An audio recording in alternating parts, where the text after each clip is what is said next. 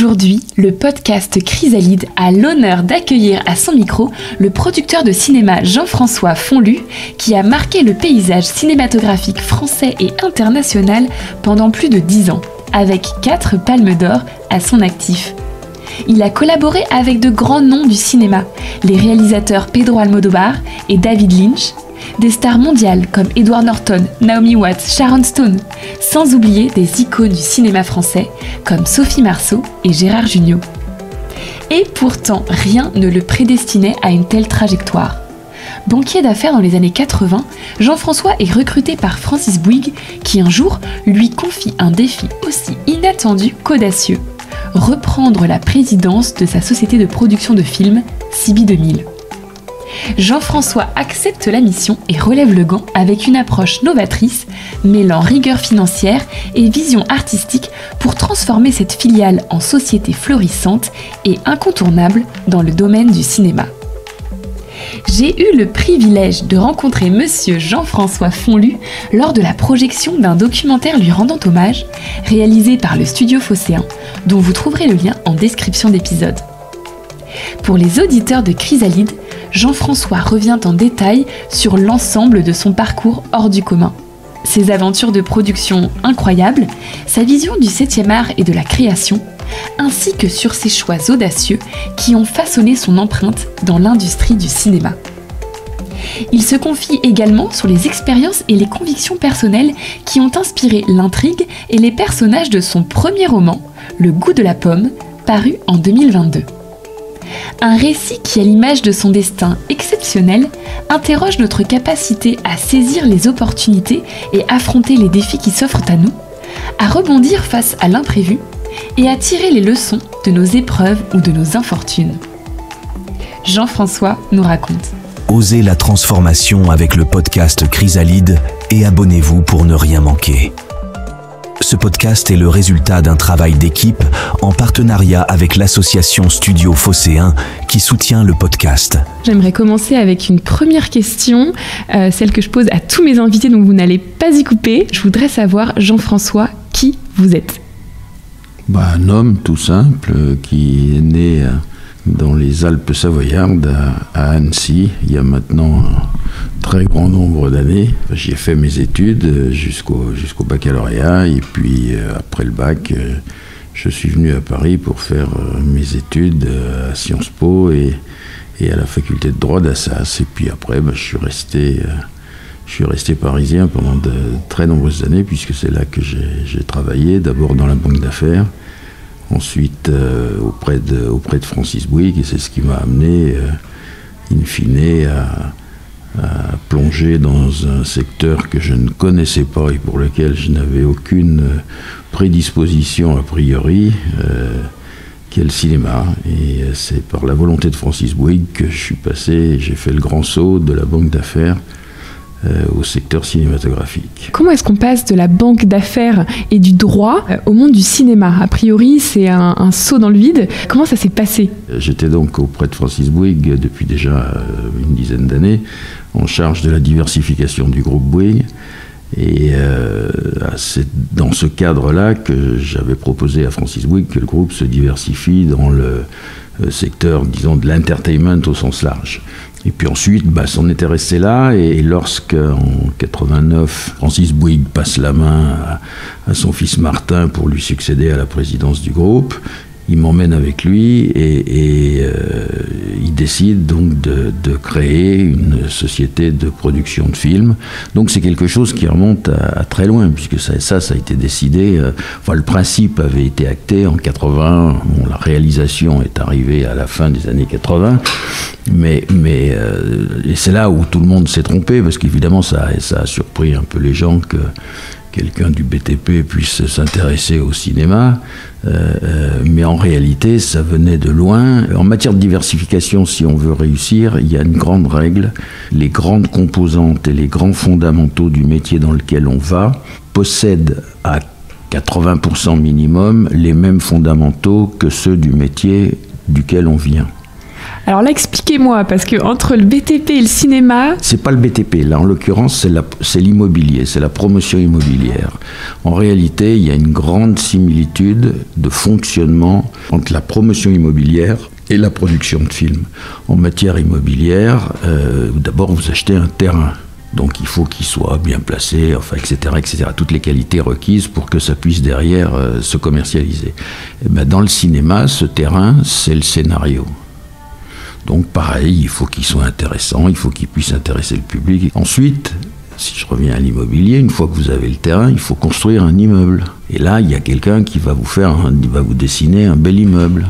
Et ben, dans le cinéma, l'architecte, c'est le réalisateur qui va vous transformer ce qui est écrit sur le papier en images, avec des comédiens, ensuite, ben, il faut une fois qu'il a été dessiné et qu'il y a quelqu'un qui est capable de le mettre en musique, il faut qu'il y ait des gens qui le construisent.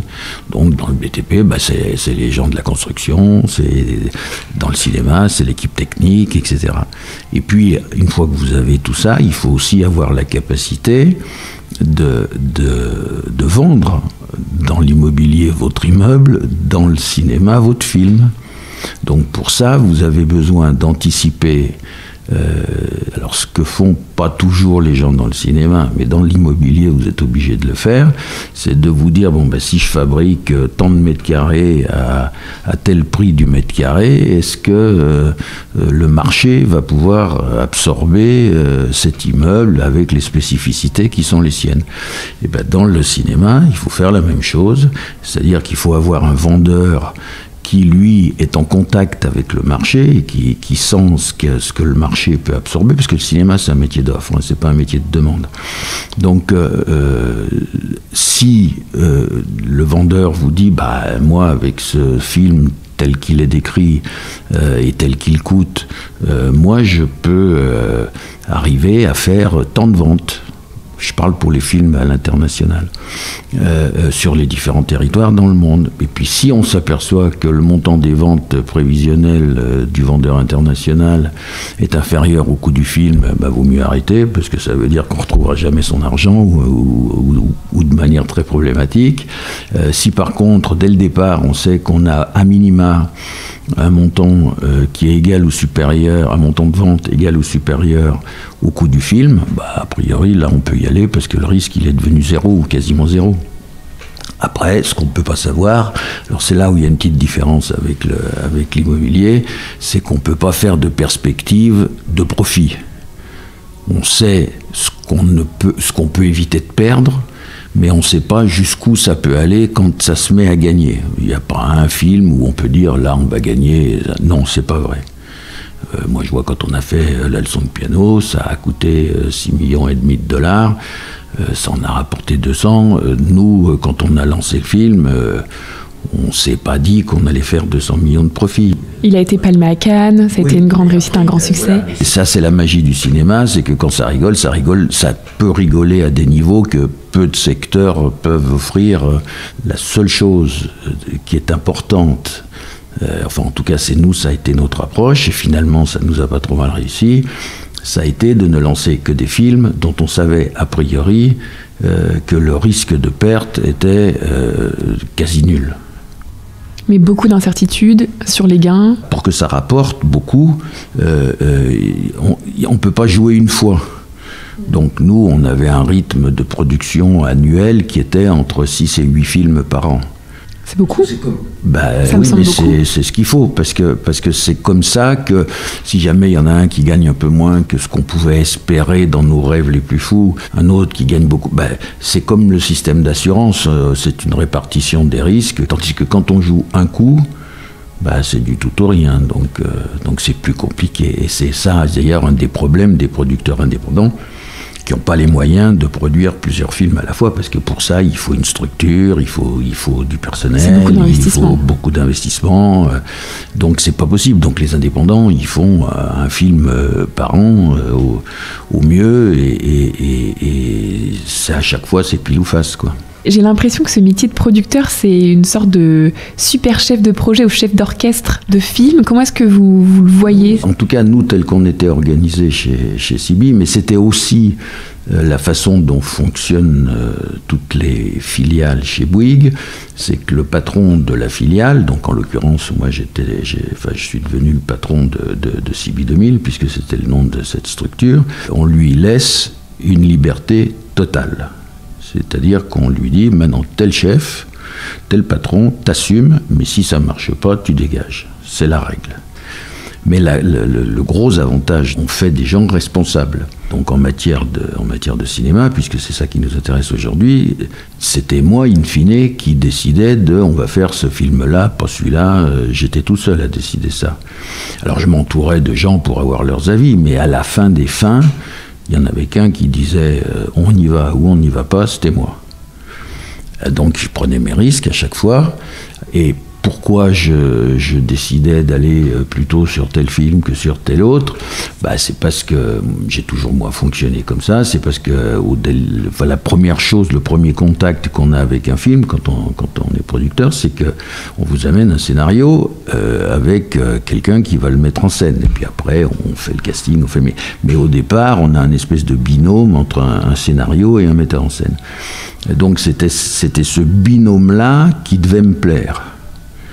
Donc soit si l'histoire me plaisait pas, le problème il était réglé, on n'en parlait plus. Si le metteur en scène ne me plaisait pas, c'était pareil, on n'en parlait plus non plus. Mais si par contre les deux étaient susceptibles de me plaire, là on enclenchait la machine pour savoir combien ça pouvait coûter, combien ça pouvait espérer de recettes à court terme pour couvrir l'investissement.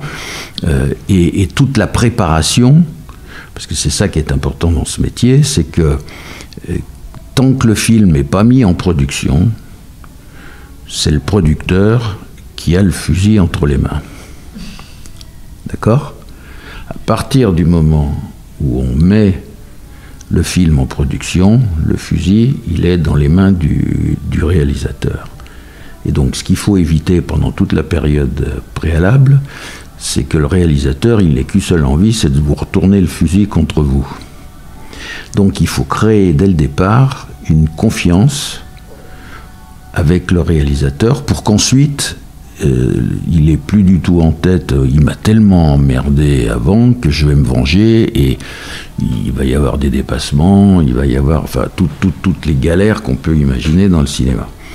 Tandis que si vous avez créé les conditions d'une confiance et que le réalisateur a compris que quand il avait une demande d'un point de vue purement artistique, parce que lui il ne se préoccupe pas obligatoirement à chaque fois, ça coûte tant, et que en discutant honnêtement avec lui pour trouver un équilibre entre la qualité du film d'un point de vue artistique et son coût financier, pour s'assurer que ça ne sera pas une aventure qui est vouée à l'échec dès le départ, et que ça est bien compris. Moi, j'ai pas d'exemple, si j'en ai eu un une fois, mais bon, ça s'est pas trop mal passé finalement, mais les choses se passent bien, parce que le metteur en scène, il sait qu'il peut compter sur vous. Et que s'il y a un problème, vous êtes à ses côtés pour le résoudre. Parce que le producteur, c'est un peu un métier de schizophrène. C'est d'un côté, il faut être un peu artiste quand même quelque part pour comprendre comment ce qui est écrit dans le scénario va être réalisé par le metteur en scène. Parce que le même scénario réalisé par 10 metteurs en scène différents, c'est 10 films différents. De même que les mêmes images réalisées par un metteur en scène, montées par 10 monteurs différents, c'est 10 films différents. Tout ça, c'est un ensemble de choses qui sont des choses par définition aléatoires, puisque c'est de la création, il faut que les gens soient bien dans leur tête, etc. Si vous, en tant que producteur et donc quelque part chef d'orchestre, vous donnez pas un environnement à tous ces gens qui leur permet de s'exprimer au mieux, vous allez à chaque fois à la catastrophe. Donc le facteur humain, j'entends, est très important. Pour moi, oui. Parce qu'en effet, vous avez quand même collaboré avec des maîtres de la réalisation, avec de grands acteurs, de grandes actrices. J'imagine qu'il y a eu parfois peut-être des difficultés, puisque sur les tournages, comme vous dites, c'est de la création, il peut y avoir des aléas. C'est un problème de vision de ce qu'on est en train de faire. Si dès le départ, on n'a pas la même vision du film Donc c'est là où il faut que le producteur il soit bien en phase avec son metteur en scène. Et ça se décide dès le début? On le voit assez vite en discutant. Quand vous faites des choix aussi, puisque vous dites que vous faites des choix par rapport à ce binôme scénariste-réalisateur, est-ce qu'il y a aussi, j'imagine, une part de personnalité, une part de subjectif dans vos critères de choix? Ah oui, c'est du subjectif, parce que pourquoi j'ai eu envie de travailler avec les réalisateurs avec lesquels j'ai travaillé, c'est parce que j'aimais bien leur travail, avant qu'on travaille ensemble. Donc déjà, ça c'était une base. Ensuite, j'essayais de m'assurer que c'était pas des gens qui étaient juste venus là pour faire un hold-up. Parce qu'au début, avant que j'arrive chez Sibi, Sibi était un peu perçu comme ça. C'était le pigeon qui était bien dodu et qu'on allait pouvoir... avec une belle assise financière. On allait pouvoir plumer tout ça allègrement. Et donc moi j'ai mis fin à ça. Et j'ai réorienté totalement la stratégie. Et là aussi, c'est parce que j'avais une approche de banquier d'affaires. Un banquier d'affaires, lui, il est amené à étudier plein de secteurs, ou en tout cas très différents, chaque mission qu'on lui donne. Il découvre un métier, il l'analyse, et après, il est capable de conseiller un acheteur, un vendeur. Là, pour moi, c'était pareil. J'arrivais dans un secteur que je connaissais pas, donc le plus rapidement possible, j'ai essayé de l'analyser et de me dire, attends, ce secteur-là, il est, sur le plan mondial, dominé par les studios américains. Ils détiennent à peu près 80% du marché mondial. Aller leur rentrer dedans et essayer de faire des films comme eux, à gros budget, c'est le casse-pipe assuré. Donc moi, je vais jouer sur quelque chose qu'eux ne font pas ou font pas bien, c'est-à-dire une niche on va appeler ça, pour la simplicité de l'expression, les films d'auteur à vocation commerciale. Le film d'auteur, c'est quoi? Pour moi, c'est quelqu'un, quand on voit un film, on dit ça, c'est un film d'un tel. On le reconnaît. On le reconnaît. Je veux dire, quand on voit un film de David Lynch, on sait que c'est un film de David Lynch. Quand on voit un film de Wim Wenders, on sait que c'est un film de Wenders. Enfin, on peut tous les prendre. Tous ceux avec Almodovar, on sait que c'est un film d'Almodovar. On sait à chaque fois, parce que c'est des gens qui sortent du lot, quoi. Donc, quand on travaille avec des gens comme ça, en lisant le scénario et en connaissant un petit peu leur filmographie, on sait comment ça va être traité. C'est pas juste lire un scénario, c'est lire un scénario qui va être mis en scène. Donc c'est cette analyse-là. On imagine, compte tenu du réalisateur qui va être en charge, comment lui va transformer ce qui est écrit sur le papier. Est-ce que vous avez travaillé aussi avec des jeunes réalisateurs qui n'avaient pas fait de film avant? J'ai aussi travaillé j'ai découvert des inconnus. Notamment P.J. Hogan, avec qui j'avais fait Muriel's Wedding, c'était son premier film. C'était ma vendeuse internationale, puisque j'avais une équipe de vente internationale qui était basée à Londres, Wendy Palmer, qui un jour m'appelle et me dit, écoute Jean-François, je connais un garçon, qui est australien, il est très doué, ce serait bien qu'on s'intéresse à son truc, et puis il a un scénario qui est a priori amusant. Et puis en plus, le film coûtait pas très cher. Je lui dis, t'es capable de le vendre plus cher que ce qui coûte? Elle m'a dit, a priori, je pense que oui. Je dis, écoute, on y va. Et donc on a fait ce premier film avec lui qui était le mariage de Muriel, un truc complètement dingue. L'histoire, c'est une fille qui est mal dans sa peau parce qu'elle est dans une famille avec un père impossible et qui rêve du prince charmant. Et donc en attendant de découvrir ce prince charmant, elle écoute du ABBA toute la journée. Et donc avec ce film, d'ailleurs, on a relancé la carrière d'ABBA. C'est vrai? Tellement il a eu du succès, ouais. Et c'est incroyable comme ça communique entre les sphères artistiques. Et moi j'avais signé avec lui ce film-là et je lui avais dit, écoute, je prends un risque, donc si tu veux, on signe tout de suite pour deux films. Et il m'avait dit d'accord, donc bon. Et puis donc le film se fait, le film sort, mais c'est succès mondial. Un carton. Carton. Et un jour, je reçois un coup de téléphone d'un agent à Los Angeles, qui était devenu l'agent de P.J. Hogan, le réalisateur, et qui me dit, bon Jean-François, je t'appelle parce que je sais que tu as un contrat pour un deuxième film avec lui, mais vu le succès du film, je crois que c'était la Paramount, la Paramount a décidé de lui proposer un film, et c'était un film avec Julia Roberts, enfin un truc... le haut du panier. Le haut du panier tout de suite. Donc, je sais que tu peux t'y opposer, mais moi, si j'étais toi, je ferais pas, quoi. Et j'ai dit non, mais ça va, j'ai compris, je fais pas le poids. On se retire. Donc, je libère Pete Hogan de son engagement vis-à-vis de Sibi. Mais bon, j'espère que vous n'oublierez pas mon geste. Et effectivement, ils ont été... Moi, après, j'avais même plus besoin de... J'allais jamais chercher les metteurs en scène. Parce qu'en réalité, au bout d'un moment, Sibi était devenu comme un club où c'était bien pour un réalisateur d'aller.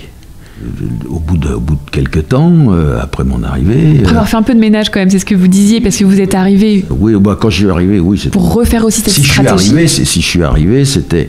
Enfin, on peut en dire deux mots, mais si je suis arrivé, c'est parce que en fait, la société avait été créée donc, 1 an et demi avant. Au départ, quand Francis Bouygues décide de créer, il embauche, pour diriger la structure, quelqu'un qui venait du cinéma. Mais vous étiez déjà chez Bouygues pour la partie stratégie de diversification, mais pas sur la partie production, c'est-à-dire que vous avez aidé Moi, j'étais le banquier d'affaires, et donc j'avais donné les idées, et la société est créée, et Francis Bouygues embauche quelqu'un, sur les conseils de Patrick Lelay, qui à l'époque était à TF1, il embauche quelqu'un, mais qui venait du cinéma français. Donc la société, elle est créée avec capital de 300 millions. Enfin, c'était des francs à l'époque, mais enfin 300 millions.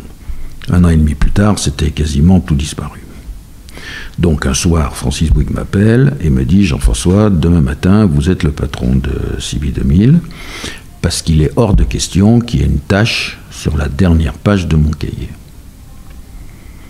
Donc vous allez m'effacer la tâche. » Et moi, je lui dis « Oui, mais moi, le cinéma, j'y connais rien. » Il me dit « Non, c'est pas votre problème, je vous ai dit que c'était comme ça, et demain matin, c'est vous le patron. » Et puis vous irez prévenir celui à qui vous succédez demain matin parce qu'il n'est pas au courant.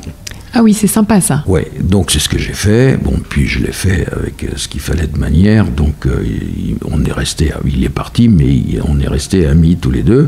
D'autant plus que je lui avais proposé de rester avec moi et de conformer un tandem, parce que lui connaissait des choses que moi je connaissais pas, et inversement, je connaissais des choses que lui connaissait pas, et je me disais intuitivement, ça peut peut-être faire un bon binôme. Et puis il a refusé, et quelques années plus tard, un jour où on se rencontrait, il m'a dit « Ah, j'étais le vrai con de ne pas rester avec toi ». Je lui ai dit « Mais attends, je te l'ai proposé, c'est toi qui n'as pas voulu ». Il me dit « Oui, je sais, mais maintenant que je le vois avec le recul, je me dis que j'aurais dû t'écouter, et ce que je n'ai pas fait ». Donc effectivement, quand j'arrive, la société est dans un état, disons, compliqué, sur le plan financier, et avec une stratégie qui, moi, à partir du moment où je regarde vraiment le sujet, me paraît vouée à l'échec. C'était quoi cette stratégie ? Parce que c'était du fait qu'il y avait beaucoup d'argent disponible, c'était on s'en fout, on fait des films à gros budget, avec du gros casting, avec et puis beaucoup de films français, et notamment un film à l'international qui coûtait une fortune, c'était Little Buddha de Bertolucci, et en plus avec des contrats mais qui étaient ni fait ni à faire, enfin l'horreur. Donc j'arrive, je mets de l'ordre dans tout ça, et je commence par ma première décision, c'est d'arrêter, c'est de fermer le bureau qui avait été ouvert à Los Angeles parce que ça coûtait une fortune et que ça servait à rien, et j'arrête un film. Ça devait être le plus gros film français de l'année en question. C'était un film de Pinotto, écrit par Jean-Loup Dabadi, et ça coûtait, mais bon. Et quand j'arrive, je regarde, et ça a été un bon exercice d'entraînement pour moi, parce que ça m'a obligé à rentrer dans le détail du budget, etc., et donc de commencer à me familiariser avec les modes de fonctionnement du cinéma. Et donc je dis au directeur de production, je dis bon, mais ça coûte quand même beaucoup d'argent, donc je les convoque tous. Et je leur dis, ce film, ça me paraît, pour un film français, ok, il y a tout ce que compte le cinéma français en termes d'acteurs, d'actrices, etc. Mais moi, ça me fait pas vibrer. Donc, j'aimerais que vous m'expliquiez pourquoi ça coûte aussi cher. Et puis donc la discussion commence, alors mettons on part de 100, et au bout d'une demi-heure de réunion, de 100 on était passé à 60. Et là j'arrête et je leur dis, écoutez, là il y a un problème, parce que de deux choses l'une, ou vous me prenez pour un con, ou vous êtes incompétent. Oui, parce que passer à quasi 100, disons, en 40% gros, de rabais. 40% de rabais en une demi-heure de réunion, c'est pas possible. Donc on ne va pas trancher, on va laisser ça en suspens, mais ce que je vous dis, c'est qu'on arrête. Et la confiance n'était pas au rendez-vous, j'imagine. Donc on arrête. Et vous allez informer tout le monde que le film est définitivement arrêté. J'ai eu tout le cinéma français sur le dos, mais j'ai fait passer un signal. C'est-à-dire que c'était le moyen de passer un message. Voilà, j'ai fait passer le message que maintenant c'était fini. On arrêtait de rigoler, ce qui fait que ce message, il a quand même été mal perçu.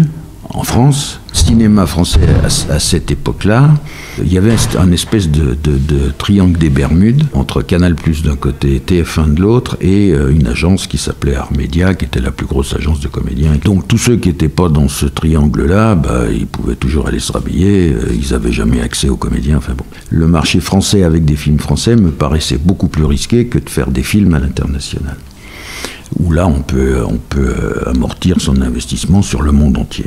Quelle que soit la langue. Donc ça, c'était une partie de la nouvelle stratégie. Voilà. Donc moi, ma stratégie, c'était de dire, on arrête les films français à gros budget, et aussi les films internationaux, comme Little Buddha, et on arrête de faire n'importe quoi.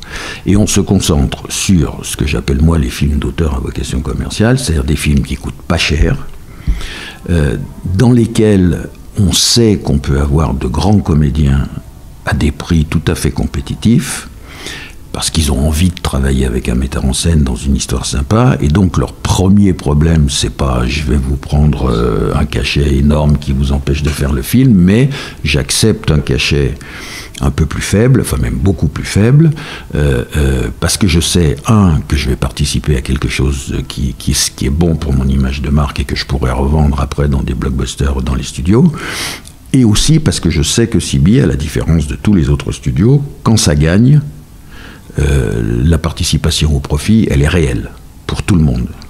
Donc là, j'entends qu'il y a quand même deux choses. Vous avez fait un diagnostic et vous avez revu la stratégie sur la partie financière, mais aussi sur la partie réputation, puisque vous avez et puis sur la partie artistique, parce qu'après, à lui donner une image différente à Tibi. Ah oui, j'ai recréé quelque chose de totalement différent. C'était ma préoccupation première, c'était de réunir les plus grands réalisateurs. Et comment on fait ça ? Après, c'est le bouche à oreille. Il suffit qu'il y en ait un qui dise « Ah bah tiens, j'ai le film que là je viens de faire chez CB, c'était sympa, ça s'est bien passé, ils ont été corrects. » Ou ils disent à leurs agents « Dis donc, il paraît que chez CB c'est sympa. » Une fois, je me souviens, puisque à partir du moment donc, où je remets tout en place, et que je ferme les bureaux à Los Angeles, je me concentrais sur les films à l'international, donc il y avait quand même une partie importante de mon travail qui était en liaison avec les États-Unis. Donc j'allais tous les mois, donc j'ai fait ça pendant presque 10 ans, tous les mois, 10 jours à Los Angeles. Donc je répartissais mon temps un peu sur les tournages, mais où je restais pas longtemps, parce que comme il y avait plusieurs films en même temps, il fallait et puis le reste du temps, j'étais à Paris. Une fois, au bout de 2 ans que j'étais à la tête de CB 2000, j'arrive à Los Angeles, puis je reçois un coup de téléphone, Monsieur Fonlu, oui, je suis l'assistante de Jeff Berg. Jeff Berg, c'était le patron d'une des grosses agences de talent à Los Angeles qui s'appelait le ICM, et il était plus que ça, parce que c'était un des parrains, dans le bon sens du terme, à Los Angeles. C'était quelqu'un d'influent. Et donc elle me dit, voilà, Jeff Berg voudrait vous inviter à déjeuner demain, est-ce que vous seriez disponible? Bon, je dis évidemment, Dieu le Père qui demande d'être à sa table, ça se refuse pas, donc je dis bien sûr, donc bon, on se donne rendez-vous. Moi j'étais pile poil à l'heure, parce qu'avec les Américains, on est on time, pas de retard, mais lui il était déjà là. On commande le déjeuner, et puis il me dit, bon, Jean-François, tu le sais pas, mais ça fait 2 ans qu'on t'observe. Et le moment est venu maintenant de parler, c'est pour ça que j'ai voulu déjeuner avec toi. Parce que tu es français, mais tu parles anglais.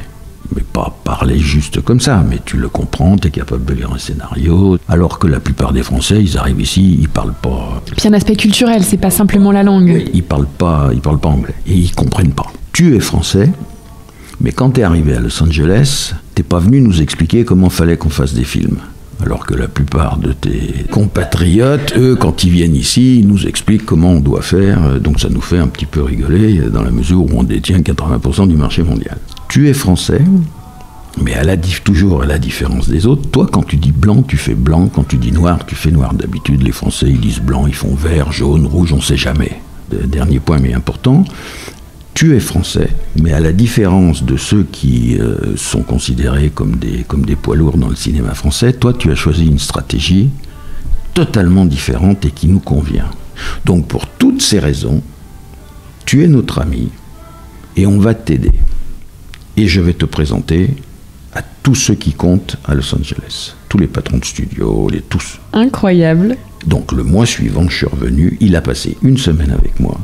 Et il m'a présenté à tout le monde. Il m'a ouvert toutes les... Du cinéma californien. Voilà, en tant qu'ami.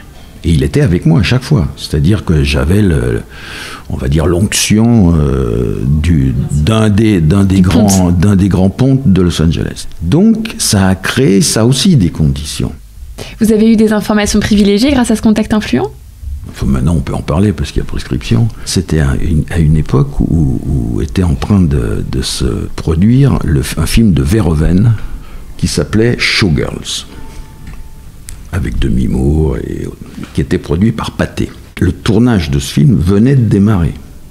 Et Jeff, en rigolant, me dit « Jean-François, tu vois, eux, ils n'ont pas fait comme toi. Ce film va être un désastre financier. » Je dis « Mais attends, Jeff, comment tu peux dire ça ?» Avec un casting pareil. Avec un metteur en scène de talent, avec un casting superbe. Et puis que le film, ça fait très peu de jours qu'il a commencé à être tourné. Il me dit « Jean-François, tout ça, c'est pas le problème. Ils n'ont pas compris qu'il fallait pas venir marcher sur nos plates-bandes. Ils veulent faire des films de studio. Eh ben, ils sont morts. Et chaque fois que quelqu'un essaye de faire ça, il est mort. Pourquoi ? Parce qu'ils n'ont pas la bonne méthode ? Non, parce que les Américains préservent leur précaré. Donc, on a le droit de faire pour eux, on ne vient pas les embêter, puis qu'en réalité, on n'a pas les moyens. Luc Besson, après, a fait la même erreur. Quand il a commencé à vouloir faire des films style blockbuster de studio américain, ouais, et ben boum, ça n'a pas duré longtemps. Hein. Et c'est quand même dingue que les Français ne comprennent pas ça. Parce que chaque fois, ils se font balayer. Je l'avais donc compris, je l'avais anticipé avant de manière, disons, un peu intuitive, en me disant c'est pas la peine d'aller se bagarrer avec des gens qui ont des moyens beaucoup plus importants que les miens, parce que je tiendrai pas la route. Il faut aller sur un marché de niche. Et donc, Jeff Beck après me dit, mais toi, la stratégie petit film d'auteur à vocation commerciale, nous, on sait pas faire.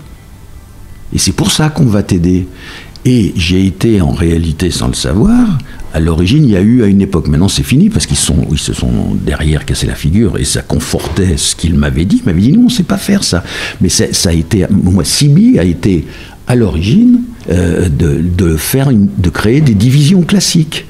Il y avait Sony Classic, Warner Classic, Paramount Classic, etc. Ils ont tous créé. Et ça a chaque fois été un échec. En France, ça marchait. Nous, chez CB, on était capable de le faire. Donc, à bout d'un moment, ils se sont dit, bon, on n'est pas plus con qu'eux quand même. Donc, on va le faire. Juste que nous, on a finalement été capable de le faire parce que peut-être, moi, je venais d'un autre univers. Oui, parce qu'en fait, qu'est-ce qui explique que ce soit pas reproductible alors que vous vous connaissiez, alors qu'ils vous ont observé, que vous avez échangé? Est-ce que c'est aussi culturel? Est-ce que c'est le fait d'avoir en effet cette double expertise? J'avais une autre culture dans ma tête, mais j'avais une culture où je pouvais absorber ce que j'avais besoin d'absorber en provenance du cinéma et ensuite de l'analyser et de le mettre en œuvre. Et ça, moi, je ne savais pas que j'allais être capable. Et c'est là où peut-être que Francis Bouygues, lui, l'avait compris, parce qu'il me connaissait depuis longtemps, il m'avait vu fonctionner. Et puis que, pendant la période où il avait nommé donc, cet autre dirigeant qui m'a précédé, moi, j'étais déjà administrateur de CB. Et j'assistais à toutes les réunions du comité directeur avec Francis Bouygues. Et chaque fois qu'on sortait du comité directeur, on avait un débrief, lui et moi.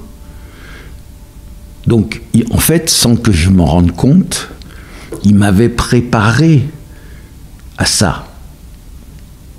Et quand il a vu qu'il fallait agir, parce qu'autrement c'était le dépôt de bilan, il savait, lui, moi je ne le savais pas, mais lui il le savait, que a priori ça avait une bonne chance de marcher. En fait, pour vous, vous avez été nommé du jour au lendemain, mais pour lui... il avait préparé le terrain. C'était préparé. Et c'est là où le cinéma français n'a rien compris, parce que moi j'étais un homme de l'ombre. Moi j'ai toujours été, puis je le suis encore. Moi mon travail de banquier d'affaires, il ne se fait pas à la une des journaux. On travaille discrètement. Et donc j'ai aussi appliqué les mêmes méthodes dans le cinéma. Moi par exemple, j'ai par principe toujours refusé que mon nom figure sur l'affiche des films. Et pourquoi ? Parce que je créais une marque, Sibi. Je ne créais pas Jean-François Fonlu. On s'en fout de Jean-François Fonlu. Ceux qui devaient savoir savaient, mais que le grand public le sache ou pas, m'était totalement... La gloire ne vous a jamais attiré particulièrement ? J'ai pas un gros ego, non. Par rapport à ce monde quand même de lumière et de projecteurs ? Moi je suis pas fichu comme ça. Et vous pensez que c'est ça aussi peut-être qui a participé au succet, le fait justement de ne pas avoir d'ego, comme on peut dire mal placé ? Je ne me suis jamais laissé embarquer par des choses fausses. Parce que c'est facile dans ce métier de superficialité, de faire n'importe quoi. Non, moi non. Et vous pensez que c'est justement cette double expertise, le fait de venir du monde de la banque ? Oui, mais c'est pas parce qu'on vient de la banque que ça marche. C'est d'avoir le rationnel qui est capable de se combiner de manière harmonieuse avec de l'irrationnel, sans que l'un prenne le pas sur l'autre, avec toujours un équilibre entre les deux pour essayer de rester en ligne droite. Et c'était quoi la part de l'un et l'autre ? On sent qu'il y a en effet une grosse part rationnelle parce que un film, on doit quand même le rentabiliser, même s'il y a une grosse part d'inconnu. Et puis ça fait partie aussi de la réputation de la société de production. Et puis cette part artistique, de sensibilité. Les réalisateurs, c'est des gens comme vous et moi. Au départ, on est tous des êtres humains. La caractéristique, c'est que le commun des mortels, son degré d'amplitude, il est entre les hauts, les bas, il est, disons, entre plus 10, moins 10. Les réalisateurs, eux, leur degré d'amplitude, c'est plus 50, moins 50. C'est juste ça qui différencie. Donc c'est ça qu'il faut pouvoir gérer. Le principe des ondulations, de l'émotion, des machins, oui, tout ça, c'est pareil chez tout le monde. Juste que c'est le degré de plus et de moins qui change. Avec les conséquences aussi. Une fois qu'on a compris ça, on s'adapte dans son comportement pour faire en sorte que, d'abord, on n'empêche pas que les amplitudes soient ce qu'elles sont, mais qu'on travaille avec. Et c'est là où, disons, mon métier d'avant de banquier d'affaires, parce que mon métier de banquier d'affaires, c'était, mis à part le côté financier pur et dur, une fois qu'on entrait dans la phase de négociation, soit pour acheter, soit pour vendre, là, il y a un facteur humain qui est énorme. Dans la banque d'affaires, on dit toujours, il y a les deal makers et les deal breakers. Il y a ceux qui réussissent toujours leur deal, puis il y a ceux qui les ratent toujours. Parce que ceux qui ratent, c'est parce que justement, ils n'ont pas cette dimension humaine. Ils sont incapables de se mettre à la place de l'autre. Pour réussir une négo, il faut se mettre à la place de l'autre. Ça m'intéresse parce que j'entends que pour être producteur, il faut être bon négociateur, mais à plein de niveaux différents, c'est-à-dire avec les acteurs, avec les réalisateurs, avec les scénaristes, avec les distributeurs, avec... Parce que c'est de la relation humaine, une bonne partie, parce que la technique, n'importe qui peut la... Et c'est pas vous qui la faisiez, c'est-à-dire que vous aviez aussi des experts avec vous. Oui, puis que quand je savais pas, je m'organisais pour savoir, et puis qu'au bout d'un moment, j'étais capable de voir si je m'étais fait entuber ou pas. Et puis quand on se fait entuber une fois, mais pas deux, après c'est l'expérience. Et comment on devient bon négociateur ? C'était quoi vos principes de négociation ? J'ai eu quand j'ai démarré dans la carrière à la banque d'affaires, j'ai eu un mentor, un grand monsieur de la banque d'affaires, qui m'avait dit: Jean-François, il y a deux façons de négocier quand tu négocies un achat ou une vente de société, et c'est applicable en fait à toutes les négociations. Il m'a dit: il y a la bonne et la mauvaise. Alors la mauvaise, c'est le tuyau. C'est-à-dire que tu démarres dans la négo avec un espace comme celui-là, et jusqu'à la fin, tu as le même espace. Donc un espace étroit qui ne varie pas. Étroit, oui, mais qui ne varie pas. Donc ça, en général, ça conduit à la catastrophe. Il ne faut pas utiliser cette méthode, mais il faut utiliser la bonne. Et la bonne, c'est la méthode de l'entonnoir. C'est-à-dire que tu démarres large, et au fur et à mesure que tu avances dans les discussions, tu rétrécis sans que l'autre s'en rende compte vraiment tout de suite, et tu le mets au final dans un espace tout petit. Et là, c'est toi qui gagnes. Mais qui correspond quand même à ce que le gars en face de toi peut accepter. Je me suis toujours souvenu de ce principe de base de négociation qui est la méthode de l'entonnoir. Et donc je l'ai appliqué dans le cinéma comme je l'appliquais dans la banque d'affaires quand j'achetais ou je vendais une société. Donc ça, je pense que c'est aussi une des clés de la réussite. Alors effectivement, quand on est dans le milieu des affaires, parce que ça reste quand même les affaires, on oublie toujours que la composante humaine, et ça c'était aussi une des valeurs que Francis Bouygues mettait en exergue au sein de son groupe en général, c'est que la relation humaine était un facteur important pour pouvoir faire en sorte que les gens, disons, se donnent à fond. Moi, par exemple, quand il me met à la tête de Sibi, j'y connais rien, donc j'ai une pression d'enfer sur les épaules. Mais il me met aussi, l'air de rien, en position, à cause de cette pression, de me dépasser. Comme j'avais en tête, il faut que j'efface la tâche sur la dernière page du cahier. Surtout qu'en plus, ce qu'il y a eu quelque part de très triste, c'est qu'il me nomme, et peu de temps après m'avoir nommé, il décide de se faire opérer, et les suites de l'opération sont pas aussi optimales qu'il l'avait espéré, et il décède l'été 93. Donc en réalité... Donc, assez peu de temps après, vous avez repris la main sur la société de production Sibi 2000. Oui, quelques mois après. Et donc je me suis retrouvé tout seul. Et alors que moi je me disais, bon bah s'il y a un pépin un jour il sera à côté de moi, donc ça va. Mais là la pression elle est devenue maximale, parce qu'il était plus là. Et lui d'ailleurs, enfin j'espère que de là où il est, il a tout vu, mais le début je dirais du redressement, la projection de la leçon de piano à Cannes, il ne l'a même pas vu. Oui, le premier gros succès, la première palme. Parce que déjà il était fatigué, donc il n'est pas venu à la projection. Ça c'était en mai et il est décédé en juillet, donc le film n'était pas sorti. Il n'a pas, je dirais, physiquement vu le retournement complet de la société. Oh, il a dû le voir. Oh, oui, de là-haut, je pense. On sent en tout cas la force du duo que vous avez formé avec Francis Bouygues, le grand respect et la confiance qui vous unissaient aussi. Alors vous avez ensuite navigué seul, mais vous avez continué à vous entourer de gens talentueux, en les accompagnant et en les portant dans leur art. Autre question pour vous, dans votre roman, on va en parler bientôt, vous dites que le cinéma c'est à la fois une usine à rêves, mais aussi une fabrique d'idéologie. Je voulais savoir à quel point vous avez pu être libre dans le cinéma, dans votre carrière de producteur et dans vos choix aussi de production. C'est comme ça que fonctionnent les filiales chez Bouygues, c'est qu'une fois que vous êtes nommé patron, on vous accorde la confiance. Et Martin, après le décès de son père, lui, il s'est retrouvé aussi à la tête de l'ensemble du groupe. Enfin, il était déjà à la tête, mais il était à la tête tout seul de son groupe. Et il a continué à se comporter comme se comportait son père, à savoir tel patron de la filiale. À toi d'assumer. Donc autonomie totale. Autonomie totale. Responsabilité avec les risques et les succès. Et voilà, si ça marche, c'est bien. Si ça marche pas, c'est pas bien. Martin Bouygues, il avait, disons, des préoccupations beaucoup plus urgentes que celles du cinéma, puisqu'il était depuis quand même très peu de temps à la tête du groupe. Donc il fallait lui-même qu'il assoie son autorité sur l'ensemble du groupe. Jamais il est intervenu pour me dire, tiens, ça serait bien j'ai rencontré un tel, ça serait bien que vous le rencontriez parce qu'il a un projet de film qu'il faudrait faire. Jamais. Le cinéma peut-il quand même être un vecteur d'idéologie ? On sait que d'ailleurs les Américains s'y sont pas trompés. Je dirais que si la culture américaine s'est répandue dans le monde entier comme elle a pu le faire, c'est à travers le cinéma. Donc c'est en ce sens déjà que on sait que le blue jean, si ça s'est répandu dans le monde, c'est parce que dans les films américains il y avait des acteurs qui portaient des jeans. Voilà, c'est comme ça qu'on diffuse l'air de rien des choses.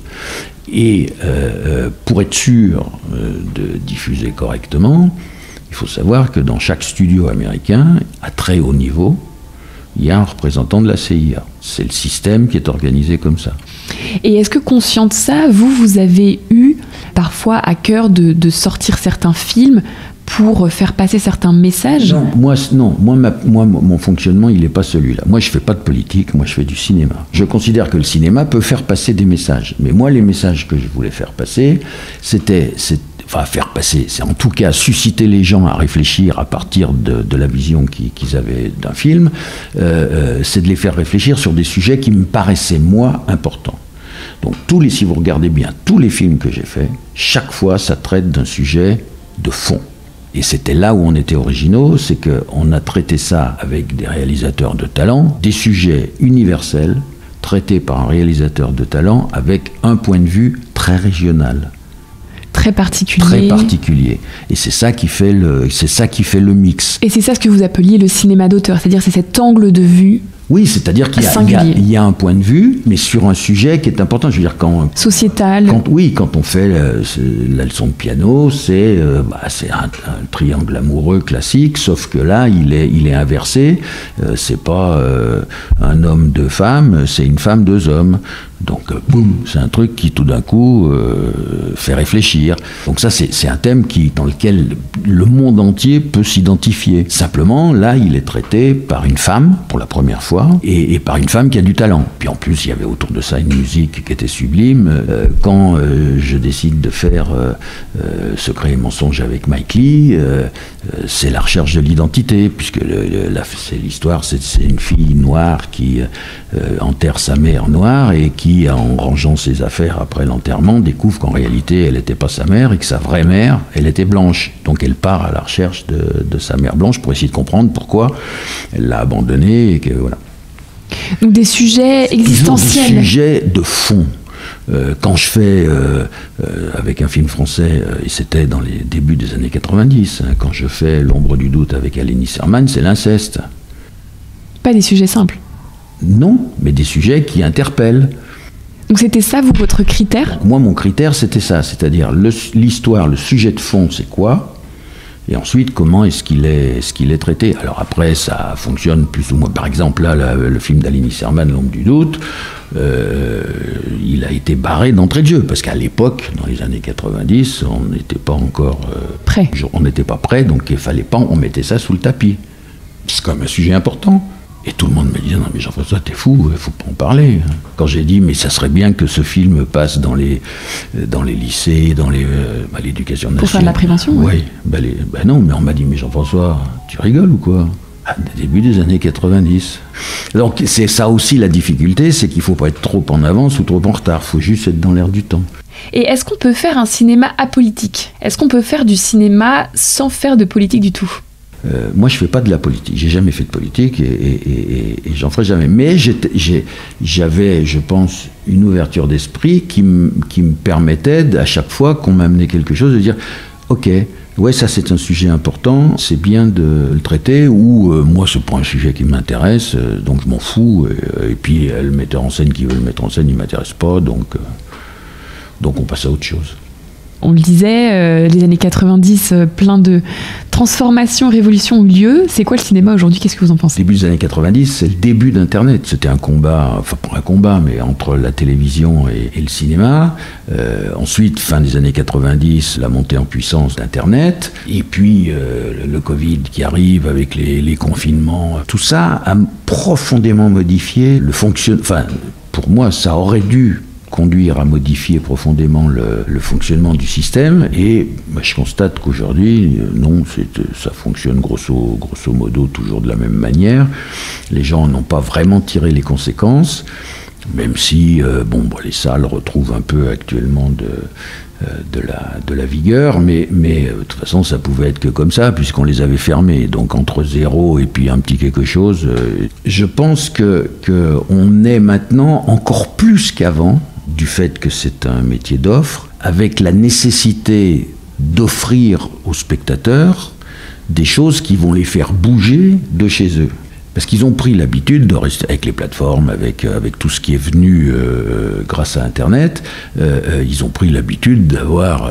tout à disposition. Tout quasiment sans bouger de son canapé, donc, parce que de toute façon, on verra le film à la télé derrière ou sur une plateforme, donc pourquoi s'embêter ? Donc pour qu'ils fassent cet effort-là, et puis qu'ils acceptent de payer, parce qu'il faut en plus payer, alors qu'ils ont tout à disposition pour pas cher chez eux. Donc pour que les gens décident de dire non, moi je veux quand même aller voir ce film dans une salle noire, sur un écran immense avec une qualité de son exceptionnelle, il faut que le film les interpelle. Et on voit bien d'ailleurs aujourd'hui, les succès se concentrent sur très peu de films, encore moins de films qu'avant. Parce que c'est les films qui interpellent. Les films de choix, il y a un vrai choix. Oui. On est l'exemple le plus récent, un petit truc en plus d'Artus, que personne ne voulait produire. Un film qui n'a rien coûté. C'est le plus gros succès de l'année. Pourquoi ? Parce que ça a parlé aux gens. Et c'est un sujet de fond. Le handicap. Et puis traité d'une manière qui a touché les gens. Alors qu'à l'inverse... si vous prenez le film Astérix, qui a été un budget... On pourrait penser justement un film peut-être qu'on va plus voir sur grand écran, parce que ce côté aventure, et finalement c'est pas ça le critère de choix. Les gens ont assez vite perçu que peut-être que le scénar n'était pas aussi bon que ce qu'on aurait pu penser. Donc sur ce genre de film, si la franchise est bonne, ce qui est le cas avec Astérix, normalement il y a déjà la moitié du travail qui est fait. Ça n'a pas donné ce que ça devait donner. Et c'est pour ça aussi, je pense... que prétendre en France faire des films à gros budget, mais c'est un risque de folie.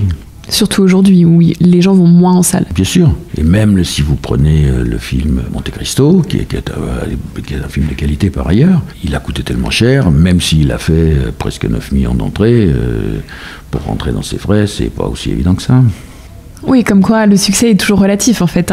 Oui, parce que les gens disent « Ah ouais, mais il a fait 9 millions d'entrées, ok, mais il a coûté combien ?»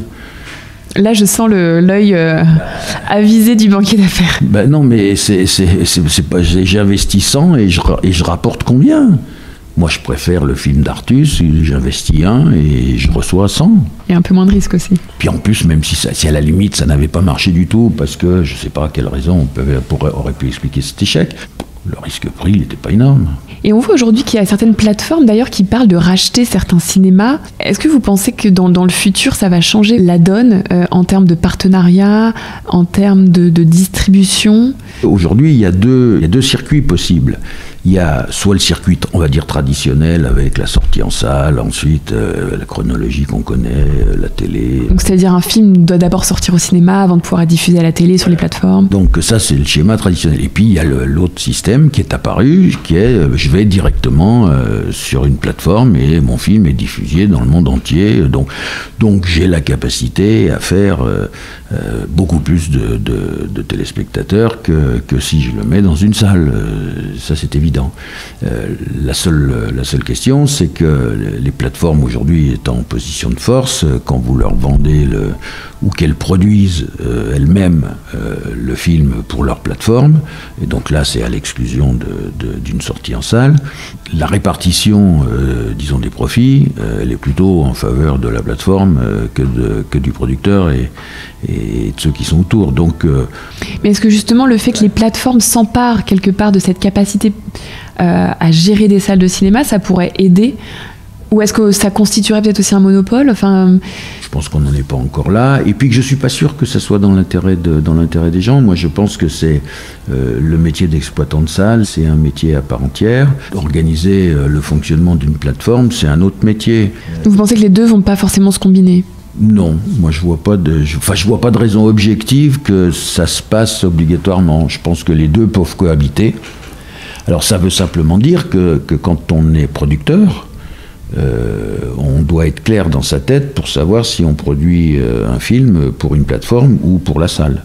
Est-ce que vous pensez que le cinéma en salle a encore un avenir face aux plateformes ? Je pense que oui. Alors peut-être qu'il y aura moins de salles, ou qu'elles seront différentes, ou qu'il faudra faire évoluer à nouveau l'offre. Parce que si on veut que les gens aillent dans une salle de cinéma, il faut qu'on soit bien assis, il faut que l'écran soit propre et qu'il soit beau, que le matériel de projection, parce que c'est en train de changer aussi, c'est-à-dire qu'aujourd'hui, du fait qu'on n'a plus de pellicule mais qu'on a du digital, il y a même plus besoin du même équipement que celui qu'on avait avant. Il y a pas besoin d'un projectionniste, mais on peut balancer le film depuis un point central dans toutes les salles. Enfin, je veux dire, il y a une évolution du métier qui s'est faite.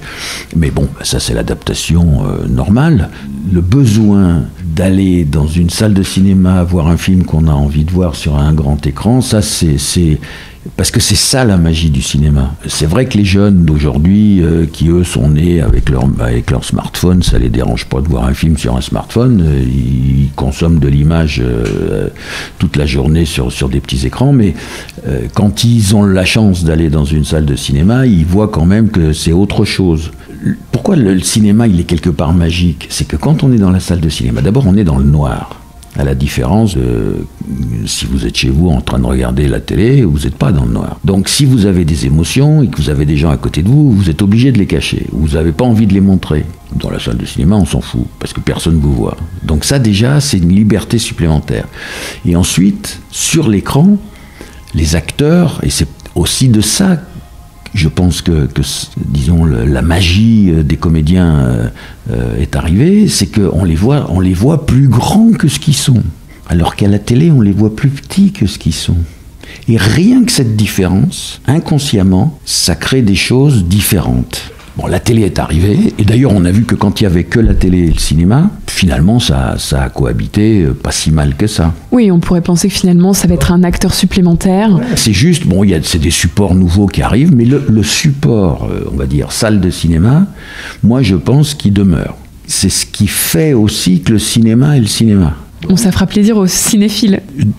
Mais pas que les cinéphiles. Moi, je pense que le grand public qui va, j'en sais rien, une fois, 2 fois ou 3 fois dans l'année dans une salle de cinéma, quand il y va, il faut qu'il soit content. Mais si on lui donne tout ce qu'il attend, à savoir une salle correctement équipée et un film qui lui plaît, mais il sort, il est ravi. Et il y retourne. Alors après, il y a une question qui peut se poser, c'est si on veut que le marché reste suffisamment large, est-ce que du fait qu'il y a eu une baisse de fréquentation, il faut monter les prix parce que comme ça on maintient son chiffre d'affaires, même avec moins, comme on paye plus, au total ça revient au même, ou bien est-ce qu'il ne faut pas se dire, si je veux aller chercher plus de monde que ce qu'il y en a aujourd'hui, il faut que je pratique une politique de prix super attractive. Alors c'est un peu ce qui se passe au travers des abonnements et autres formules, mais moi je pense qu'on peut encore aller plus loin.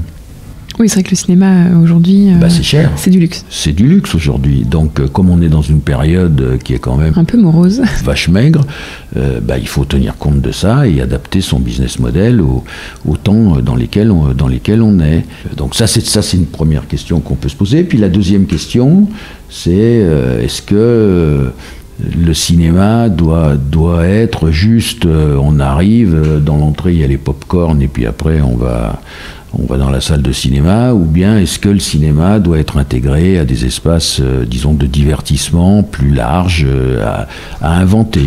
C'est des belles pistes déjà. Voilà.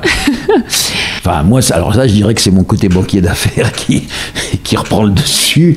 Et donc là, c'est l'analyse stratégique de qu'est-ce qu'il faut faire pour continuer à être en phase avec le marché qui bouge. Avant de passer au roman et à l'écriture, j'ai une question de transition pour vous un peu plus personnelle, pour savoir un petit peu avec quelles croyances, peut-être avec quelles valeurs vous avez grandi. Parce qu'on a parlé des valeurs dans le monde du cinéma, on a parlé de la confiance, du facteur humain. Je voulais savoir, vous, dans quel univers, milieu, avec quelles croyances vous avez grandi, qu'est-ce qui vous a porté? Oui, ça, puis l'amour, je dirais l'amour du travail bien fait, quoi. Je pense que c'était ça d'abord, et puis avec comme conséquence que si on veut que ça soit bien fait, comme on n'est jamais tout seul, c'est jamais un one-man show. Enfin, à part quand on est sur scène et qu'on raconte des histoires, mais quand on fait un métier, disons, normal, vous êtes entouré d'autres personnes, parce qu'un film, ça se fait pas tout seul, c'est une équipe, c'est comme le cirque, quoi. Un film, on arrive, on pose le chapiteau. C'est une troupe. C'est une troupe.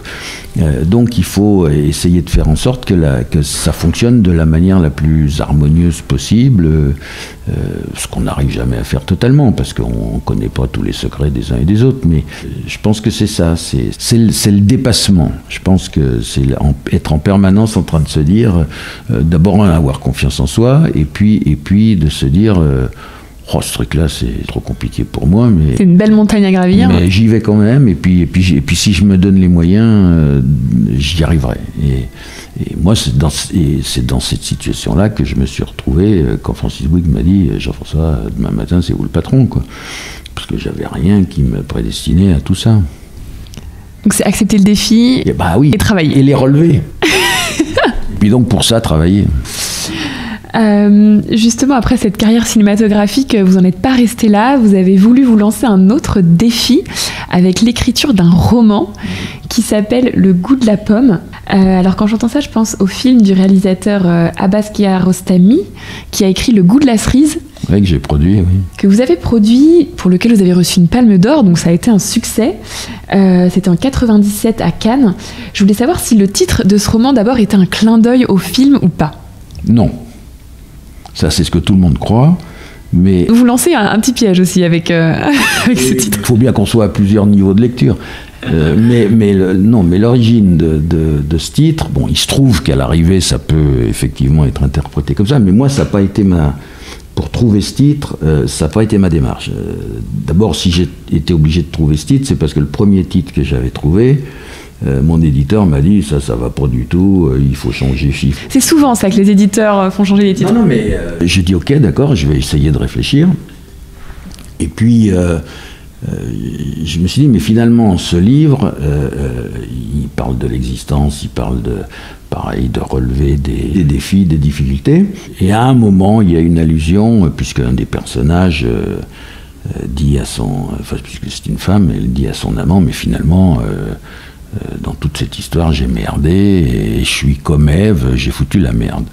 Et il lui dit, mais non, t'as pas foutu... Oui, t'as peut-être foutu la merde au départ, mais t'as fait que ça a généré des choses bonnes par ailleurs, etc. Et je me suis dit, mais attends, le goût de la pomme, c'est Ève, c'est elle. Donc, naturellement, ça m'est venu, c'est le goût de la pomme. Mais c'est une référence biblique.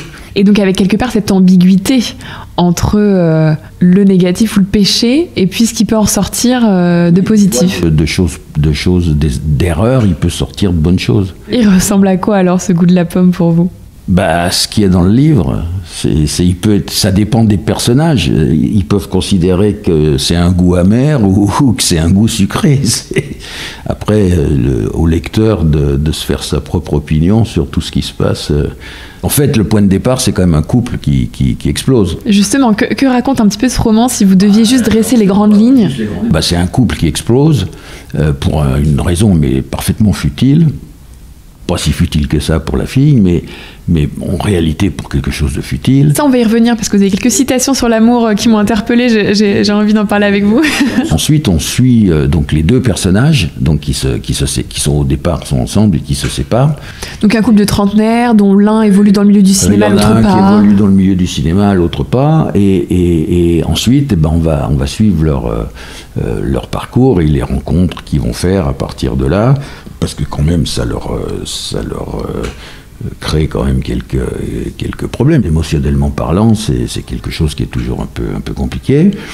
Et de voir comment, eux, et chacun de leur côté, ils essayent de relever les défis auxquels ils sont progressivement confrontés et comment ils les surmontent ou ils les surmontent pas. Avec la toile de fond d'une personne qui évolue dans le cinéma.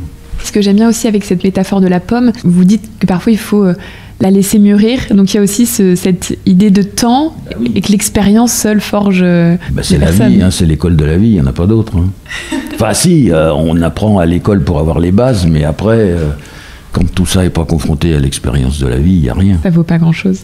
Je voulais revenir sur quelques citations avec vous. L'un des personnages principaux, donc l'homme du couple, qui s'appelle Raphaël. Vous dites de lui, par rapport au cinéma, la production de films aura été pour lui une parenthèse enchantée, même s'il a pu découvrir que le cinéma, c'est aussi du vent, de l'illusion, des bulles, du bidon. Je voulais savoir, est-ce que c'est ce qu'a été le cinéma pour vous ? Une parenthèse enchantée et parfois illusoire ? Non, parce que moi, j'étais pas dans l'enchantement. Moi, je suis arrivé avec une mission. Je reviens toujours là-dessus, mais parce que c'est le fil rouge. Il fallait effacer la tâche. Donc, j'ai effacé la tâche. Donc vous, justement, vous êtes arrivé dans ce milieu avec une part rationnelle et une mission très claire. Que rationnelle. Il était hors de question que cette, disons, dernière création envisagée par Francis Bouygues soit un échec. Donc il fallait que ça soit un succès. Donc moi, c'était ça. Disons que si on fait pas attention, c'est un métier dans lequel on peut facilement se laisser attraper. et aller vers des choses superficielles. Et vous n'êtes pas tombé dans ce piège? J'avais les fondations qui me permettaient de pas trop vaciller, quoi. Donc moi, les paillettes, ça m'a jamais, je veux dire... Mais ça fait quoi de côtoyer ce monde-là de paillettes, justement? On en rit, on arrive à prendre du recul? Bah oui, il faut pas être dupe, mais en même temps, c'est passionnant parce qu'on rencontre des gens, ce que je vous disais tout à l'heure, qui ont des amplitudes qui sont pas celles de la normale, et qui donc, de ce fait, peuvent être intéressants. Parce qu'ils ont, enfin pour ceux qui en valent la peine, parce que tout le monde n'en vaut pas la peine, mais de même que dans la vie normale, tout le monde ne vaut pas la peine d'être rencontré. Mais quand ce sont des gens, et puis en général les gens de talent, donc c'est pour ça aussi que je suis plutôt allé vers des gens qui avaient du talent, parce qu'on n'a jamais de problème avec les gens qui ont du talent, on a des problèmes avec ceux qui n'en ont pas.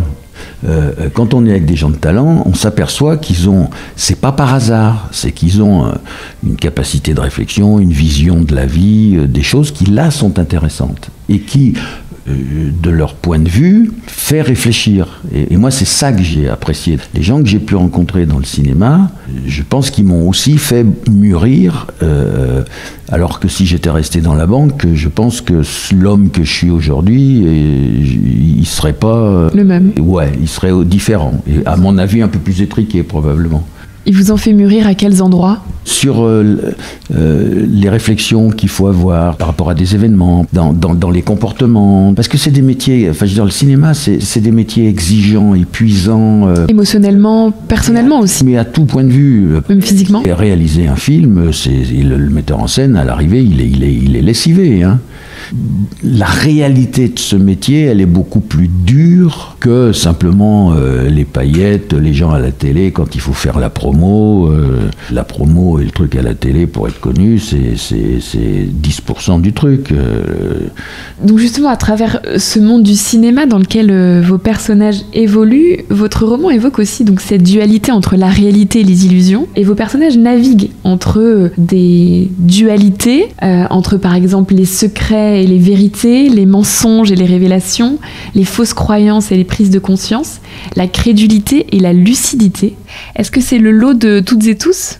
Je pense que n'importe qui, quel que soit son métier, quel que soit son environnement, a les mêmes questionnements.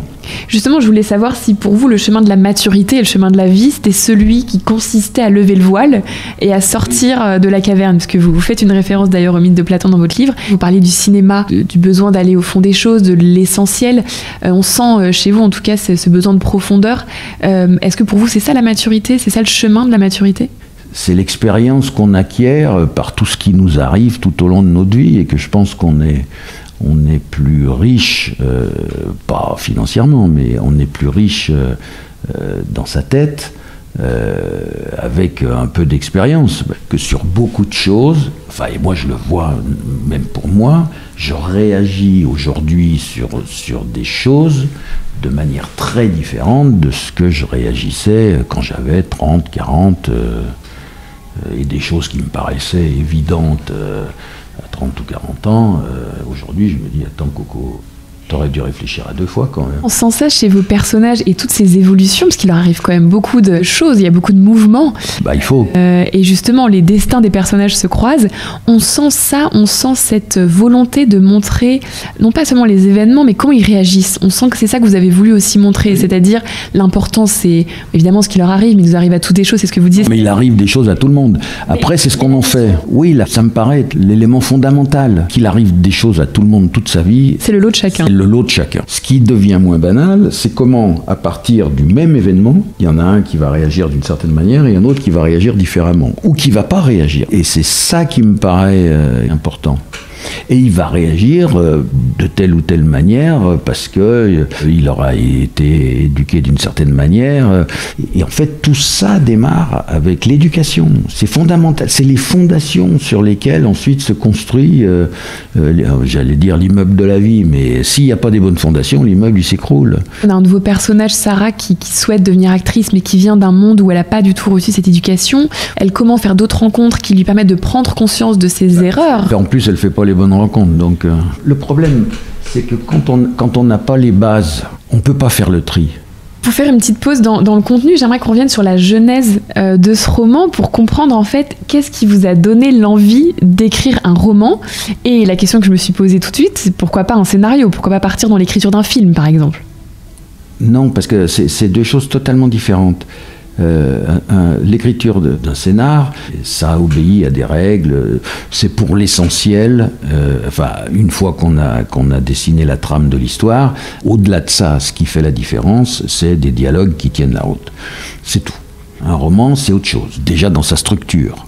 Mais là aussi où il y a une différence, c'est qu'un scénario, vous l'écrivez parce que vous savez que derrière, ça va devenir des images. Donc la façon dont il est écrit, à la limite... Le style... On s'en tape, on se concentre uniquement sur les dialogues, parce que c'est la seule chose qui va rester à l'écran. Le reste, c'est le metteur en scène qui va magnifier tout ça. Un roman, non, on le lit et on doit générer avec ce qu'on a écrit un imaginaire. Donc qui va être l'imaginaire de chaque lecteur, parce que chaque... Les images vont diverger. Les images, elles vont pouvoir être différentes d'un lecteur à l'autre en fonction de son propre vécu, etc. Donc il y a eu, je dirais, une exigence stylistique quelque part. Je prétends pas être Victor Hugo, c'est pas le débat, mais au moins d'écrire en français, quoi, et que ça soit intelligible et facile à lire par n'importe quel lecteur. C'est pas le scénario qui m'a interpellé. Écrire un roman, c'est quelque chose à laquelle j'avais pensé depuis longtemps, mais que, compte tenu de mes activités diverses et variées, j'avais jamais eu le temps de mener à bien. Donc il se trouve qu'à un moment donné, ce temps est venu, je me suis retrouvé avec du temps disponible, à la suite d'un problème de santé assez grave, donc j'avais plus rien à faire, j'étais en dehors de toute vie sociale, je pouvais plus bouger, donc, mais la tête elle continuait à fonctionner. Donc je dis tiens, c'est peut-être le moment il faut d'un truc négatif en faire un truc positif. Donc toujours comment on réagit à l'événement. Voilà, t'as qu'à te mettre et relever ce défi. Tu te mets au travail et tu relèves ce défi. Donc c'est ce que j'ai fait. Et puis, une fois que j'ai pu à nouveau marcher normalement, je suis passé à autre chose, je l'ai mis de côté. Sans l'avoir terminé. Voilà, je ne l'avais pas terminé, j'ai fait autre chose. Et puis, est arrivé le Covid. Je me suis dit, attends, là, je vais devenir dingue, là, parce que si je passe toutes mes journées en prison chez moi, ça ne va pas le faire. Et donc, je me suis dit, mais t'as un truc que t'as laissé dormir, dans le chantier, qui est en train de dormir, reprends-le, et puis va au bout. Et je me suis remis à l'écriture et j'ai fini ce que j'avais à faire. Et ça a été quoi ce processus créatif? Donc un processus en plusieurs étapes. À quoi vous avez été confronté? Est-ce que vous aviez une méthode? Je dirais des versions, il y en a eu, je sais pas, peut-être 50 ou 60. Oui, vous avez réécrit, retravaillé les péripéties rencontrées par le couple de votre roman après leur rupture, chacun empruntant des chemins différents. Donc elle qui rencontre un autre garçon. Et puis, dans la banque oui, qui est dans la banque, oui. Et qui tombe enceinte. Et puis lui qui a un accident de scooter, donc il se retrouve confronté à quelque chose de grave. Et bon, donc là, je me suis un peu inspiré de moi, mais enfin différemment. Mais disons que ce ressort-là, je le connaissais. Et qui rencontre quelqu'un qu'il n'aurait jamais dû rencontrer et qui lui fait découvrir des choses qu'il n'aurait jamais dû rencontrer non plus. Parce que la différence de milieu social fait qu'il n'y avait aucune raison qu'il fasse cette rencontre. J'aimerais revenir justement sur la relation amoureuse, puisque comme vous le dites, votre roman s'ouvre sur la rupture et vous évoquez la relation amoureuse et l'amour entre deux personnes. Votre roman d'ailleurs s'ouvre avec une citation en anglais qui dit « Sometimes the greatest journey is a distance between two people ». D'où vient cette citation? C'est ce qui va faire que deux êtres vont se rencontrer ou pas. En fait, j'ai repris cette formule-là. C'est celui qui avait fait l'affiche de Painted Veil, le film que j'ai produit. Avec Naomi Watts et Edward Norton, qui est sur l'affiche du film. Et je trouvais que ça s'accordait assez bien, puisqu'en fait, Painted Veil, c'est une adaptation d'un roman de Somerset Maugham, mais qui raconte l'histoire d'un médecin. Finalement, le film n'a pas été monté comme ça, mais en fait, le roman, il démarre avec un médecin qui découvre que sa femme couche avec quelqu'un d'autre. Et donc, il décide de partir en Chine pour aller sauver des gens qui sont... parce qu'il y a une épidémie, parce qu'il veut s'éloigner de sa femme, parce qu'il ne supporte pas l'idée qu'elle ait couché avec quelqu'un d'autre. Finalement, elle lui dit « Non, mais moi, je pars avec toi ». Et donc ils vont partir ensemble tous les deux, et c'est ce voyage qu'ils vont faire, et lui, en sauvant des gens, en tant que médecin, va attraper la maladie, et donc va mourir. Et c'est quand tout d'un coup il est sur le point de mourir qu'elle se rend compte qu'en réalité elle aime, c'est pour ça qu'il y avait cette formule. On parle d'une situation où en réalité il y en a un qui trompe l'autre, et à l'arrivée, quand elle s'aperçoit qu'elle va le perdre, c'est trop tard. Et c'est donc tout ce qui se passe dans sa tête qui est intéressant. Dans votre roman aussi, vous partagez quelques expressions, 2 expressions, et j'aimerais vous m'expliquer ce que ça veut dire pour vous. Vous dites à un moment « l'amour ne rend pas aveugle, mais presbyte ». Et vous dites aussi « les fautes sont grandes seulement quand l'amour est petit ». Qu'est-ce que ça veut dire, Jean-François ? Non, mais l'amour aveugle, c'est une formule consacrée, qu'on connaît. Consacrée, que tout le monde connaît. Là, c'est une espèce de plaisanterie que je me permets en disant non, ça rend pas aveugle, c'est juste qu'on est presbyte, on n'a plus la distanciation nécessaire, parce qu'en réalité, on n'est jamais aveugle. Et la deuxième que j'aime bien, et c'est pour ça que j'aurais voulu que vous explicitiez un petit peu ce que vous voulez dire par là, c'est les fautes sont grandes seulement quand l'amour est petit. Mais oui, parce que quand on aime, on pardonne. Vous dites que quelque part la séparation et l'explosion du couple, au début, elle se fait sur quelque chose d'assez futile. Oui, mais après, ce qu'il faut, c'est arriver à pardonner. Après, ça arrive de faire des fautes. Donc quand l'amour est grand, le pardon, il arrive derrière. Eh ben oui. Si on n'est pas capable de pardonner, c'est que l'amour, il n'est pas si grand que ça. Toujours la même idée, c'est on se met à la place de l'autre. S'il s'est produit ça, pourquoi ? Parce que c'est jamais tout noir, tout blanc. C'est gris clair, gris foncé. C'est la vie. Aussi, on a donc tous ces personnages qui font face, tous sans exception, à l'incertitude, l'angoisse de vérité, l'inexplicable, l'impensable, l'inattendu, l'imprévisible, le désordre. Ce sont des mots qui traversent votre roman, qui m'ont aussi interpellée. Comment est-ce qu'on vit avec ça ? Je crois que tout le monde vit avec ça. Maintenant que j'ai un âge avancé, je prends un peu de recul par rapport à tout ça, puisque je suis plus près de la mort que de la naissance, donc j'essaye de prendre du recul par rapport à la vie d'une manière générale, mais on est en permanence, et tout le monde est confronté à ce genre de questionnement. Alors on se les pose ou on se les pose pas, mais la vie, elle est faite d'incertitudes. Je dirais c'est inhérent à la vie, l'incertitude. On a essayé de nous expliquer que la vie n'était pas incertaine. Mais non, c'est pas vrai. Si je prends l'exemple quand on nous a vendu le risque zéro, ça n'existe pas, le risque zéro. C'est antinomique avec la vie. Celle-ci, le risque zéro, et c'est même pas sûr, puisque personne n'en est revenu pour nous expliquer, mais c'est quand on vit plus. Mais le risque zéro, c'est une illusion de l'esprit. Ceux qui pratiquent, les chirurgiens qui pratiquent, ils savent, eux, chaque fois qu'ils rentrent en salle d'opération, ils savent que le risque zéro, ça n'existe pas.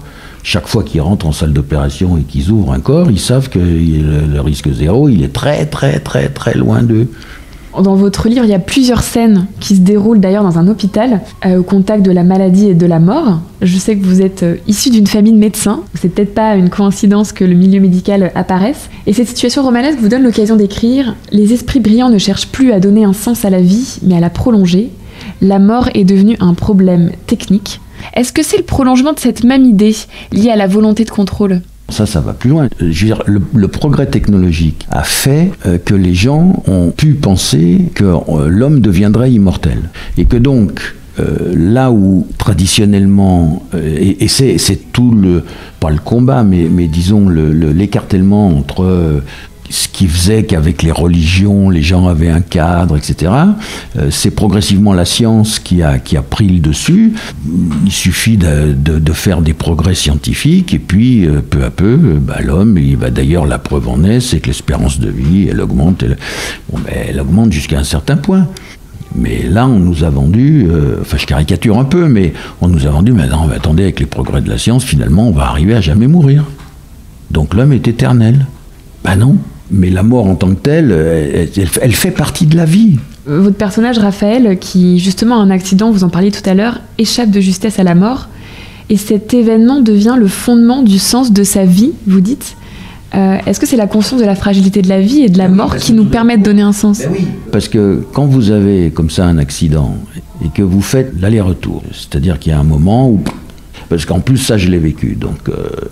Votre personnage, vous en parlez dans le roman, de cette lumière. Enfin, moi, c'était un accident de voiture, lui, c'est un accident de scooter. Mais je me suis inspiré de ce qui m'était arrivé et de ce que j'avais ressenti. À partir de ça, je dirais la grille de lecture, elle n'est plus la même. Tant qu'on n'a pas eu d'accident, de maladie, enfin peu importe, on pense pas, on pense pas à la mort, on pense pas que ça peut s'arrêter du jour au lendemain, on pense pas à tout ça, et heureusement d'ailleurs. Puis quand ça vous arrive, puis moi ça m'est arrivé plusieurs fois, donc je suis bien placé pour en parler, mais je me dis, ça aurait pu s'arrêter, mais bon, ça devait pas être mon heure, parce que je suis toujours là. Et en plus avec du bol, parce que je suis pas trop esquinté. Donc là, votre perception de la vie, elle change du tout au tout. Vous êtes à ce moment-là, assez rapidement, bon, en tout cas c'est comme ça que ça s'est passé, c'est de se dire, mais attends, tout ça c'est pas important, on s'en fiche, on va pas perdre son temps avec ça. Et donc les choses essentielles auxquelles on doit continuer de s'attacher, on s'aperçoit qu'il n'y en a pas tant que ça. Et puis tout le reste c'est la rigolade. On revient à l'essentiel. On va à l'essentiel, c'est tout. Donc on élague. On ajoute et on élimine, parce qu'on ajoute de la force, mais on élimine les choses sans intérêt. Dans votre roman, vous écrivez aussi cette phrase « Faire un bout de chemin avec le temps s'impose ». J'ai beaucoup aimé cette phrase. Est-ce que ça veut dire que le temps est un sage compagnon de route ? Certaines fois, oui. Là, c'est au moment où il lui arrive plein d'emmerdes et il ne sait plus ce qu'il doit faire. Et donc, il va se promener. Donc, il va faire un petit bout de chemin sans rien faire, juste le temps qui passe. Et puis, comme ça lui permet de se remettre d'aplomb. Et vous demandez au sujet de ce personnage, Raphaël, toujours, après son accident, donc après ce temps de pause, sa vie pourra-t-elle devenir plus belle sans une remise en cause de son mode de vie, sans être contraint de se réinventer ? Il faut élaguer, quoi. Donc, voilà. Et jusqu'où on va après. Deux champs lexicaux qui s'affrontent, que je trouve assez intéressants dans votre roman, toujours par rapport à ces destins qui s'entrecroisent. Le champ lexical de l'action, du choix, de la décision, qui s'oppose à l'attentisme, à l'inertie, à la fixité. On sent en fait des mouvements comme ça d'action et des mouvements d'inertie. Et c'est ce qu'on disait tout à l'heure, l'essentiel, ça reposerait pas tant sur tous les événements qui bousculent vos personnages, finalement, qui peuvent être tel ou tel, mais sur leur réaction face à ces événements, leur manière de rebondir ou pas. Est-ce que c'est ça, finalement, l'important dans la vie, c'est cette capacité à rebondir, à être dans l'action et à pas subir ? Y a des choses qu'on est obligé de subir, puis d'autres sur lesquelles on a une certaine maîtrise. Et moi, je me souviens, c'était une amie qui un jour m'avait dit « Mais Jean-François, il ne faut pas perdre son temps à se préoccuper de choses sur lesquelles on n'a pas de prise. Parce que tu n'as pas de prise, donc elles sont ce qu'elles sont, et puis tu les subis, puis tu vas de l'avant. Il ne te préoccupe que des choses sur lesquelles tu as une vraie prise. Parce que ça, tu peux faire changer les choses. Voilà, c'est cette première déjà distinction. Est-ce que je peux quelque chose ou pas ? Si je peux pas, j'oublie, et puis je passe à autre chose. Et donc, tout au long de sa vie, de faire ce partage. Et puis, quand on est confronté à un gros pépin, d'être capable de dire, la vie, elle peut être courte, donc je vais me consacrer plus à l'essentiel qu'à l'accessoire. J'aimerais juste finir avec l'écriture, savoir ce que ça a été que l'écriture pour vous. Pour qui vous avez écrit ? Pourquoi vous avez écrit ? Et qu'est-ce que ça a changé et transformé chez vous ? J'ai écrit en espérant qu'il y aurait des gens qui liraient déjà, quel que soit leur avis après derrière, parce que ça, il faut accepter que des gens aiment, n'aiment pas. Voilà, ça c'est le principe même de toute création. C'est comme dans le cinéma, les gens aiment les films, les aiment pas. Et pourquoi je l'ai fait ? Parce que c'était un nouveau défi à relever et que ça m'amusait de le relever. Parce que dans votre roman, vous dites que la réalisation, c'est douter, créer et réveiller les esprits. Et donc, est-ce que c'est pareil avec l'écriture du roman ? Pareil. On a percé le mystère. Et pour finir quand même avec l'art qui réunit à la fois l'écriture et aussi le cinéma, vous citez Malraux dans votre roman et vous dites « L'art est le plus court chemin de l'homme à l'homme ». Vous le pensez ? Est-ce que c'est l'art qui permet de surmonter les crises ?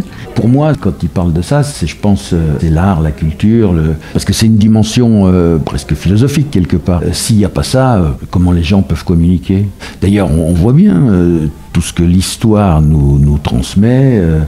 Ça commence dans les cavernes avec les dessins qu'ils faisaient sur les murs, voilà. Et puis ça reste à travers les âges. Et donc ça permet de comprendre plein de choses. Donc je pense que oui, il a raison. Oui. C'est une part de l'essentiel. Oui. Bon, et votre roman s'achève par 2 mots, à suivre. Il se termine pas. C'est comme dans un film, c'est-à-dire que c'est une fin ouverte. Alors, est-ce qu'on doit attendre une suite ? Est-ce que vous avez déjà réfléchi potentiellement à un 2e roman ou pas ? Oh, il y en aura peut-être un, oui, mais j'ai pas envie que ça soit une suite banale, quoi. Oui, je pense que j'en écrirai un autre, mais pour l'instant, j'ai pas encore trouvé l'accroche. J'ai pas encore assez de temps pour pouvoir Parce que moi, quand je me mets à l'écriture, ça démarre tôt le matin, ça finit tard le soir. Donc pour moi, c'est obligatoirement une monoactivité, ouais.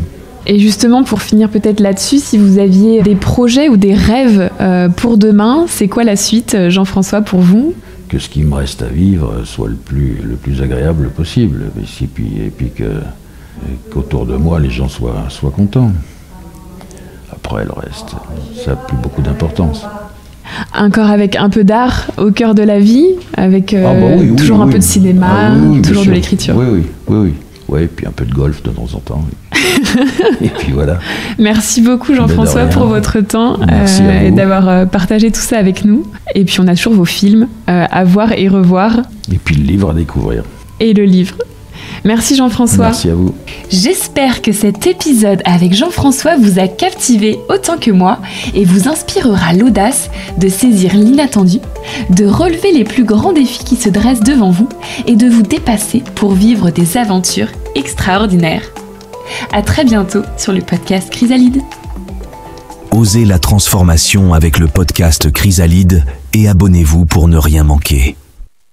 Ce podcast est le résultat d'un travail d'équipe en partenariat avec l'association Studio Phocéen qui soutient le podcast.